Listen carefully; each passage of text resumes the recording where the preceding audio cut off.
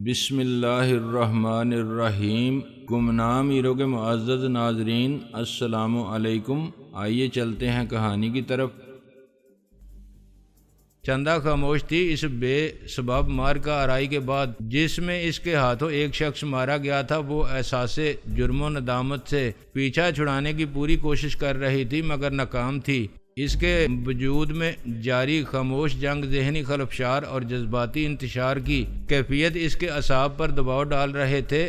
مجھے معلوم تھا کہ وہ بالآخر اس جدوجہد میں کامیاب ہو جائے گی۔ طوفان جتنا بڑا ہو، اس سے نبرد آزما ہونے میں اتنی ہی توانائی بھی زیادہ صرف ہوتی ہے۔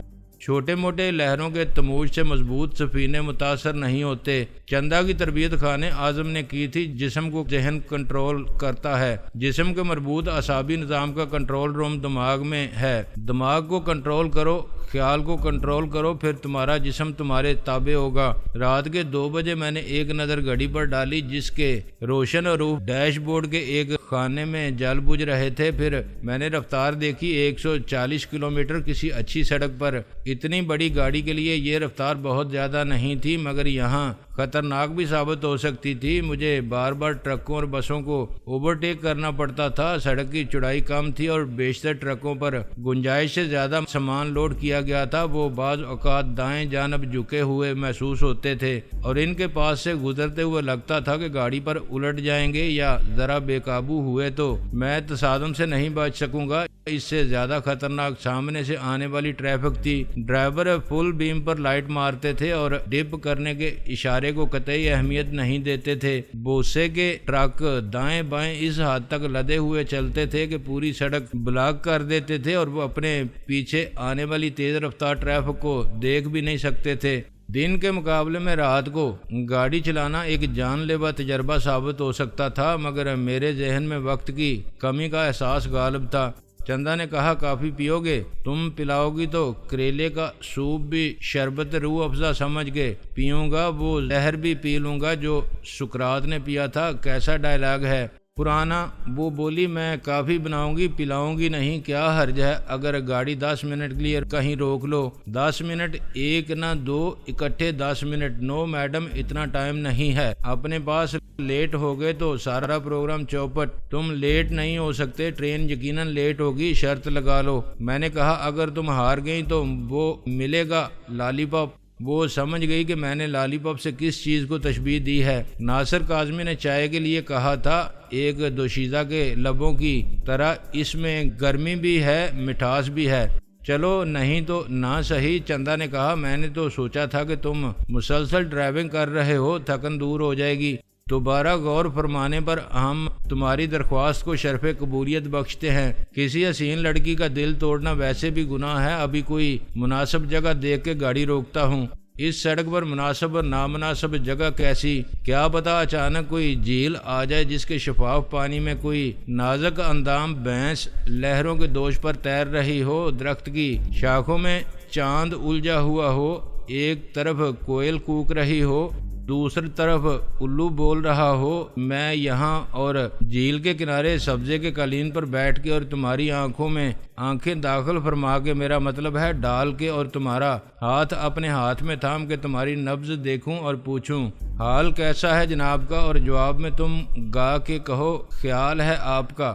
وہ ہنس پڑی۔ ناصر، تم بالکل پریشان نہیں ہوتا ہوں جب کبھی یہ اندوہناک خیال آتا ہے کہ کہیں تمہارا روایتی قسم کا ظالم دادا تمہارا ہاتھ کسی ٹمبر مرچنٹ یا سوداگر چرم کے ہاتھوں میں دینے کا فیصلہ نہ کر لے۔ میں نے گاڑی کو ایک نسبتاً کشادہ اور ہموار سڑک پر روک لیا۔ ویسے ہو تم اسی لائق، قسمت اچھی تھی کہ میں مل گیا۔ چکر باز کتنا اچھا ہوتا اگر تم واقعی کسی لائق ہوتے۔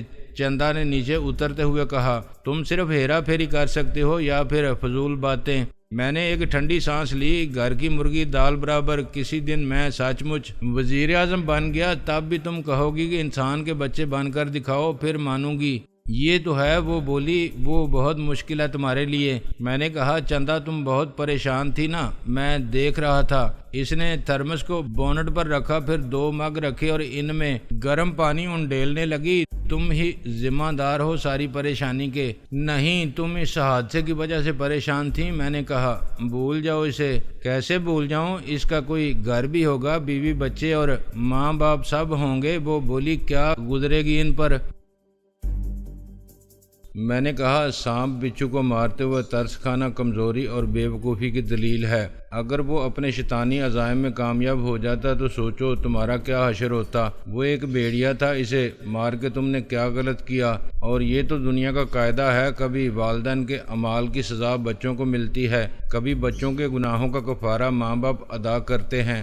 اس طرح تو ہوتا ہے۔ اس طرح کے کاموں میں تم سے پہلے نہ جانے اس نے کتنی کمزور اور معصوم لڑکیوں کو ایسے اٹھا لیا ہوگا جیسے پولٹری فارم کا قصاب پنجرے میں سے ایک مرغی کو دبوچ لیتا ہے۔ پھر کیا ہوتا ہے یہ تم جانتی ہو، مگر قدرت کا بھی ایک نظام انصاف ہے۔ نہ جانے تم نے کس کس کی بے آبروئی کا آج انتقام لے لیا۔ خدا نے تمہیں صرف وسیلہ بنایا اور تمہیں یہ توفیق دی۔ مرتے وقت اسے خیال ضرور آیا ہوگا کہ حساب کہاں آ کے برابر ہوا اور کس کے ہاتھوں اگر ڈاکوؤں یا پولیس سے مقابلہ کرتے ہوئے مارا جاتا، گرفتار ہو کے پھانسی چڑھ جاتا، یا کوئی غیرت مند باپ بھائی یا شوہر کلہاڑی کے بار سے اس کا سر تن سے جدا کر دیتا تو کوئی خلاف توقع بات نہ ہوتی۔ لیکن مار دیا ایک 5.5 فٹ اور 120 پاؤنڈ کی گل اندام چاند چہرہ ستارہ آنکھوں والی لڑکی نے۔ پھول کی پتی سے کٹ سکتا ہے ہیرے کا جگر، یہ علامہ اقبال نے کہا تھا، مگر دیکھا شاید کسی نے نہ ہوگا۔ پر سائیں زمان شاہ اور اس کے 2 ساتھی جو زندہ بچ گئے یہ درس عبرت یاد رکھیں گے۔ بے شک وہ سدھریں گے نہیں۔ آوے کا آوا بگڑا ہوا ہے سیاست میں اور تم اسے سدھارنا چاہتے ہو۔ میں کہتی ہوں اب بھی وقت ہے۔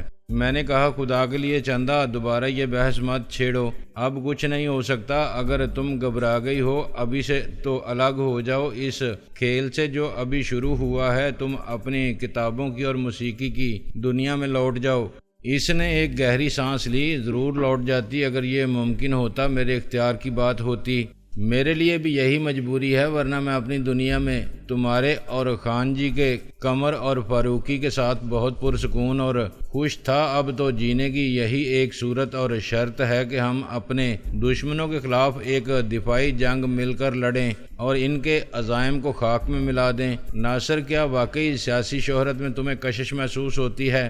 چیلنج قبول کرتے رہنا تمہاری فطرت ہے۔ پیسہ تم نے بہت کما لیا تھا، صاف پوچھو نہ کہ تم آج بھی وہی بچے ہو جو کہتا تھا کہ میں وزیر اعظم بنوں گا، حالانکہ اسے معلوم بھی نہیں تھا کہ وزیر اعظم کیا ہوتا ہے۔ وہ مسکرائی۔ اب تم بچے نہیں رہے اور یہ بھی جانتے ہو کہ وزیر اعظم کیا ہوتا ہے۔ سیاست ایک دلدل ہے چندہ، مجھے اس دلدل میں گھسیٹ لیا گیا ہے۔ خود میں نے اس ملک میں سیاست کا جو چلن دیکھا ہے، اس کے بعد کیا میں یا کوئی بھی ہوش مند آدمی اپنی عزت کو داؤ پر لگا سکتا ہے؟ سیاست بری نہیں ہوتی، لیکن یہاں سیاست داں اتنے بدنام ہو گئے ہیں کہ اب یہی سب سے برا اور قابل نفرت پیشہ بن گیا ہے۔ جواب دو ہاں یا نہ میں۔ تم وزیر اعظم بننا پسند کرو گے اگر تمہیں تقدیر سے یہ موقع ملے؟ نہیں، کبھی نہیں، ہرگز نہیں۔ میں نے کہا اول تو یہ ناممکن ہے۔ اس پیشے میں بس وہی رہ گئے ہیں جن کا جدی پشتی شوق ہے سیاست۔ وہ ملک کی خدمت کے لیے نہیں، اپنی آن بان اور شان قائم رکھنے کے لیے اسمبلی میں پہنچتے ہیں کروڑوں خرچ کر کے اور پھر اربوں کما کے اپنے موروثی اقتدار پر قابض رہتے ہیں۔ جو نوارد ہیں انہوں نے منشیات یا اسلحے کی تجارت یا ضمیر فروشی سے اتنی دولت اکٹھی کر لی ہے کہ اب انہیں اپنے اور اس دولت کے تحفظ کے لیے اقتدار کی کرسی پر بیٹھنا چاہے نصیب نہ ہو، مگر اس کا پایا تھامے رہنا ان کی ضرورت ہے۔ خدا کا شکر ہے کہ نہ میں پہلی کلاس میں ہوں اور نہ دوسری میں۔ پھر کون سی کلاس میں ہو؟ پرائمری پاس کر لی ہے یا نہیں؟ میں نے مسکرا کے کہا فیل یا پاس تم کرو گی۔ پڑھتا ہوں مکتب غم دل میں سبق ہنوز۔ فرض کرو میں کہوں کہ مسٹر ناصر عظیم وزیر اعظم بن جاؤ۔ میں نے سینے پر ہاتھ رکھ کے کہا تم کہو کہ مرغا بن جاؤ تو میں مرغا بن سکتا ہوں۔ وزیر اعظم کیا چیز ہے؟ لیکن کوئی سارے سیاستداں، ارکان اسمبلی اور صدر، کمانڈر ان چیف وغیرہ سب دست بستہ حاضر ہو کے مجھ سے درخواست کریں کہ چلیے وزیر اعظم کے عہدے کا حلف اٹھانے کے لیے، تو میں کہوں گا کہ سوری۔ وہ ہنسنے لگی۔ اوف، کیا پرواز تخیل ہے، گویا ایسا بھی ممکن ہے نہیں بات مفروضے کی تھی۔ سیاست کے میدان میں سب کو شکست دے کر وزیر اعظم ہاؤس تک پہنچنا بھی اتنا ہی ناممکن ہے۔ ایک دیوانے کے خواب کی بات ہی کیا، مگر آج اگر شہید ملت لیاقت علی خان بھی ہوتے تو صاف انکار کر دیتے کہ مجھے نہیں بننا اس قوم کا وزیر اعظم۔ وہ شریف اور وزادار لوگ آج ننگوں کے حمام میں جا کے ننگے ہو جانا قبول نہیں کر سکتے تھے۔ آنے والا وقت کیا ہوگا اس کا انہیں بخوبی اندازہ ہو گیا تھا، اسی لیے خواجہ ناظم الدین اور مولوی تمیز الدین جیسے لوگ سیاست سے کنارہ کش ہو کے گوشہ گمنامی میں بیٹھ گئے تھے اور بھی تھے۔ چودھری محمد علی، فیروز خان نون، چندریگر، انہوں نے اپنی عزت ہی نہیں جان بھی بچا لی۔ آج 47 سال کی تاریخ ہے تمہارے سامنے، تم پھر بھی مجھ سے پوچھ رہی ہو توبہ میرے باپ کی توبہ۔ پھر کیا کرو گے تم؟ بالآخر اس نے تھرمس اور کافی کا خالی مگ واپس بیگ میں ڈالے۔ تم سے شادی؟ میں نے کہا۔ اپنا منہ دھو رکھو، میں کسی مداری سے شادی نہیں کر سکتی۔ کیا تم مداری نہیں ہو؟ ایسا جادو کیا ہے مجھ پر کہ جس کا توڑ نہیں۔ مت مار دی ہے میری اچھے بھلے انسان کو ٹیں ٹیں کرنے والا طوطا بنا کے اپنے عشق کے پنجرے میں قید کر دیا ہے، جو ہر وقت یہی بولتا رہتا ہے، چندا میں تمہارا غلام، چندا آئی لو یو۔ آگے نہ گھٹیا فلمی باتوں پر اس نے خفگی سے کہا، موقع سے فائدہ اٹھا رہے ہو، کسی خوش فہمی میں مت رہنا، میں سب کے سامنے بھی تمہارا دماغ درست کر سکتی ہوں۔ میں نے نفی میں سر ہلایا، بہت مشکل ہے، یہ دماغ اب اتنا خراب ہو چکا ہے کہ درست نہیں ہو سکتا، اس خرابی کا ایک ہی علاج ہے۔ بتا دو مجھے کیا علاج ہے؟ بولو کرو گی؟ میں نے کہا، نکاح۔ پھر میں دوڑ کے گاڑی میں جا بیٹھا۔ پھر چندا کا موڈ صبح تک ٹھیک کرنے میں لگا رہا۔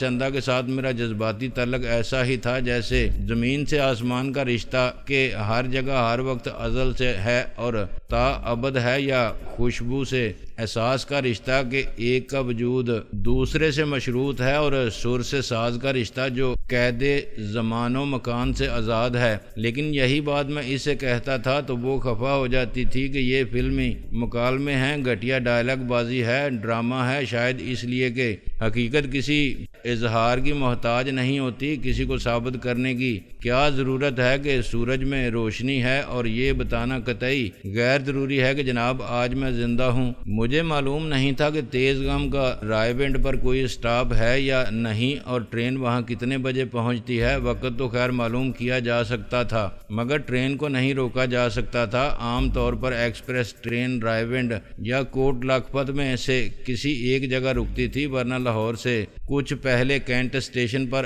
ہر ٹرین 5-10 منٹ ٹھہر کے لاہور اسٹیشن جاتی تھی۔ کسی غیر یقینی صورتحال سے بچنے کے لیے میں نے سیدھا لاہور کینٹ اسٹیشن پہنچ کے رکنے کا فیصلہ کیا۔ درمیان میں ایک بار چندا نے کہا تھا کہ میں ڈرائیونگ اسے دے دوں اور خود آرام کروں، مگر میں نے گاڑی نہیں روکی۔ بس تم ایسے ہی بیٹھی رہو، تم میرے ساتھ ہو تو تھکن کا کیا سوال، میں نان اسٹاپ دنیا کے گرد چکر لگا سکتا ہوں، خلائی سیارے کی طرح ایک ہی مدار پر۔ پیٹرول تو ڈالو گے گاڑی میں؟ وہ بولی۔ نہیں، گاڑی بھی قوت ارادی پر چلے گی۔ اپنے شاعر مشرق کا شعر ہے، نہ انجن، نہ ٹائر، نہ ڈیزل، نہ بیٹری، چلا جا رہا ہے خدا کے سہارے۔ کچھ خدا کا خوف کرو۔ وہ ہنسنے لگی۔ کیوں دکھ پہنچا رہے ہو مرحوم کی روح کو؟ میں نے آہ بھر کے کہا، آج مشرق میں اور خاص طور پر پاکستان میں جس کا خواب انہوں نے دیکھا، جو کچھ ہو رہا ہے، اس پر کم دکھی ہوگی ان کی روح۔ میں نے تو مذاق کیا ہے۔ لوگ بڑی سنجیدگی سے پیغام کا مطلب اپنی اپنی ضرورت کے مطابق بدلتے رہتے ہیں۔ آہستہ آہستہ اجالا پھیلا۔ چندا بڑی دلچسپی سے دیکھتی رہی۔ گاؤں جاگے، پھر کھیت کھلیان اور جنگل جاگے۔ کہیں کہیں کسان ہل چلاتے یا کھیتوں کو پانی لگاتے دکھائی دینے لگے۔ جنگلوں میں مویشی چرنے لگے۔ چھوٹے بچے ہاتھوں میں تختیاں لیے بستے لٹکائے اسکول کی جانب رواں نظر آئے۔ ایک سنگ میل نے مجھے بتایا کہ لاہور 170 کلومیٹر ہے، کم سے کم 2 گھنٹے کی مسافت باقی تھی۔ چندا نے تھرمس میں بچی ہوئی پانی سے مجھے کافی کا آخری مگ بنا کے دیا۔ کافی بہت زیادہ گرم نہیں تھی۔ میں نے چندا کو ڈانٹا، پھوہڑ لڑکی، ٹھنڈی کافی پلا دی۔ میرا اثار دیکھو، 1 کپ میں خود بھی پی سکتی تھی۔ خالص مشرقی بیویاں ایسی ہی ہوتی ہیں، لیکن شادی کے بعد کبھی میری بیوی نے بیڈ ٹی مجھے ایسے پیش کی، یعنی ٹھنڈی اور بے مزہ، تو معلوم ہے میں کیا کروں گا؟ میں نے گررا کے کہا، مجھے معلوم کرنے کی کیا ضرورت؟ میں نے کہا میں خاموشی سے پی لوں گا اور پھر مسکرا کے کہوں گا تھینک یو، بڑی گرم اور مزیدار کافی تھی۔ ہو نا منافق، فطرت تو نہیں بدلے گی۔ میں نے کہا معاف کرنا، یہی منافقت والا رویہ پسند کرتی ہیں بیویاں۔ ایک اچھا شوہر کہلانے کے لیے مسلسل جھوٹ بولتے رہنا اور نبھاتے رہنا ضروری ہے۔ جس نے سچ بولا وہ مارا گیا، دنیا بھی خراب اور آخرت بھی۔ بات تو ایسے کر رہے ہو جیسے بڑا تجربہ ہے۔ مشاہدہ خاتون اور مطالعہ ہر شخص ایک چلتی پھرتی کتاب ہے۔ میں نے چاند پر قدم رنجا نہیں فرمایا، مگر میں تمہیں بتا سکتا ہوں کہ اس میں تمہارے چہرے والی کوئی بات نہیں ہے۔ نہایت فضول جگہ ہے، دھول مٹی، گڑھے اور کھائیاں، اجاڑ اور ویران جیسے اپنے تھر کا علاقہ۔ اوکاڑا، چندا نے کہا۔ لاحول بلا قوت، میں اوکاڑا کی نہیں چاند کی بات کر رہا تھا۔ وہ بولی میں تو کہہ رہی تھی کہ اوکاڑا آ گیا۔ اب لاہور کتنی دور ہوگا؟ تقریباً 100 کلومیٹر۔ اب تم ایزی ہو جاؤ، بہت وقت ہے ہمارے پاس۔ تم نے بہت تیز گاڑی چلائی ہے رات کو۔ اب ہم تیزگام سے پہلے لاہور پہنچ جائیں گے، بلکہ اتنا وقت ہے ہمارے پاس کہ ہم اوکاڑا میں کہیں رک کے اچھا سا ناشتہ کر لیں۔ تیمور اور تمہاری بیگم صاحبہ تو رات بھر سوتے رہے۔ میں نے کہا اب میں سچ بولوں کہ میں اور میری بیگم صاحبہ رات بھر جاگتے رہے تو تم خفا ہو جاؤ گی۔ کیا تم اپنی آنکھوں میں نیم باز آنکھوں میں دیکھ سکتی ہو کہ ساری مستی شراب کی سی ہے، لیکن یہ اثر ہے رات بھر جاگنے کا۔ ذرا مجھ سے نینا ملاؤ اور بتاؤ کیا ہے میری آنکھوں میں۔ وہ مسکرانے لگی۔ کسی آئی اسپیشلسٹ کو دکھانا آنکھیں، مجھے تو کچھ نظر نہیں آ رہا ہے، میرے جذبات بھی نہیں۔ میں نے ٹھنڈی سانس لی۔ رات کو بھی میں نے تمہارے ڈر سے اپنے جذبات کا خون کیا، ورنہ میرا دل چاہتا تھا جیسے تم پاگل ویسے تمہارا دل پاگل۔ یہ طلعت محمود کا گانا ہے جو میں گا کے سناتا ہوں۔ فلم مدہوش موسیقار مدن موہن۔ میں پاگل میرا منوا پاگل، پاگل میری پریت رے۔ رکشی نے پیچھے سے کہا بڑا درد ہے تمہاری آواز میں، سچ کہتے ہیں لوگ محبت سے پیدا ہوتا ہے یہ سوز۔ میں نے کہا آپ پہلی قدر شناس ملی ہیں، ورنہ ایسے بدذوق بھی ہیں جو درخواست دینا چاہتے ہیں کہ شور سے ماحولیاتی آلودگی پیدا ہوتی ہے، چنانچہ مجھے گانے سے روکا جائے۔ وجہ یہ ہے کہ سر کے سوز ہی سوز ہے، آپ کے گلے میں سر نہیں ہے، چندا نے کہا۔ اوکاڑا میں پہلے پیٹرول پمپ کے ساتھ مجھے پہلوان ہوٹل اینڈ ریسٹورنٹ نظر آیا۔ گاڑی کچھ مسنگ کر رہی تھی۔ میں نے اسے پیٹرول پمپ کے ایک نو عمر لڑکے کے حوالے کر دیا جس کا دعویٰ تھا کہ وہ چھوٹا نہیں بلکہ فل استاد ہے۔ پھر ہم نے گرم گرم پوریوں، چھولے اور حلوے کا خالص لاہوری ناشتہ کیا۔ چائے پیتے ہوئے میری نظر گھڑی پر تھی۔ اگر یہاں کہیں فون ہوتا تو ہم اوکاڑا کے ریلوے اسٹیشن سے تیزگام کی خیریت معلوم کر سکتے تھے۔ ہماری گاڑی دور کھڑی ہے۔ تیمور نے کہا ٹیلی فون کا تار تو ہے، فون نظر نہیں آتا۔ آلہ اس نے کہیں چھپا رکھا ہوگا، چندا نے کہا۔ اس کا خیال درست تھا۔ پروپرائٹر نے سائن بورڈ پر اپنا نام لکھا تھا، رستم پسر پہلوان محمد رفیق سیالکوٹی عرف فیقہ مندری والا۔ مندری اس کے کان میں اب بھی تھی، مگر باقی سب یاد ایام تھا جس کا کام اب صرف مدانی سے کشتی لڑنا رہ گیا تھا۔ میرے سوال پر اس نے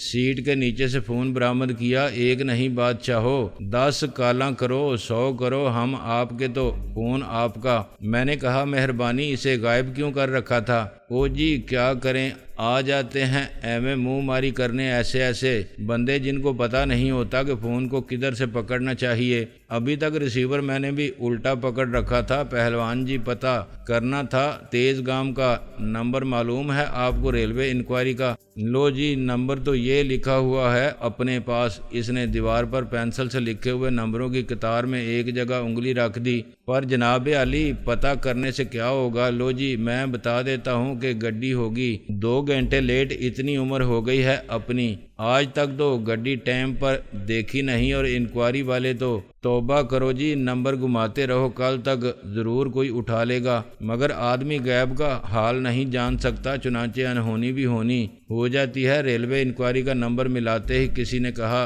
تیزگام ٹھیک ٹائم پر آ رہی ہے، مگر میں نے پہلوان کو مزید شرمندگی سے بچانے کے لیے ریسیور رکھتے ہوئے ایک ٹھنڈی سانس لی۔ سچ فرمایا آپ نے، پورے 2 گھنٹے لیٹ ہے گاڑی۔ وہ پوپلے منہ سے ہنسا۔ ایک گل تے دسو مینوں جناب علی، آپ وہی ہو نا شاہ عالم اپنے انصاف تے آزادی والے؟ میں نے بونچکا ہونے سے گریز کیا، اب شاید یہی ہوگا، سیاسی لیڈر کو کہیں نہ کہیں کوئی ضرور پہچان لیتا ہے، اگرچہ میری صورت پہلے بھی شاہ عالم سے ملتی تھی، مگر مشابہت کی تھوڑی بہت کمی کو میں نے اپنا ہیئر سٹائل بدل کے پورا کیا تھا۔